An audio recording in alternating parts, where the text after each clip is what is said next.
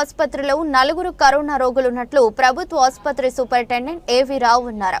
In పేషెంట్లుగా ఉన్న 4కి corona పరీక్షలు నిర్వహించగా కరోనా ఉన్నట్లు నిర్ధారణ అయిందని ఆయన అన్నారు. వారికి ప్రత్యేకమైన చికిత్స అందిస్తున్నామని ఆయన తెలియజేశారు. విజయవాడ ప్రభుత్వ ఆసుపత్రిలో కోవిడ్ జాయిన్ అయ్యారన్నారు. అసలు ఎంతమంది జాయిన్ అయ్యారు, ఏం చెప్పాలి? నమస్కారం అండి. ఇప్పుడు ప్రస్తుతానికి మా దగ్గర 4 ఇన్ పేషెంట్లుగా ఉన్నారు. 4 కండిషను స్టేబుల్గానే ఉంది, పరిస్థితి మామూలుగానే ఉంది. 3 పేషెంట్లకి వేరే వేరే జబ్బుల వల్ల వాళ్ళు మన దగ్గరికి వచ్చారు.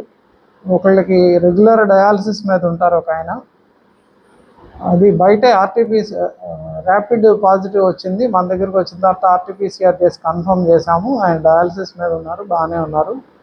ఇంకొక పేషెంట్ ఉన్నారు, ఆయన ల్యూకేమియా వ్యాధితో బాధపడుతున్నారు, బ్లడ్ క్యాన్సర్ వ్యాధితో.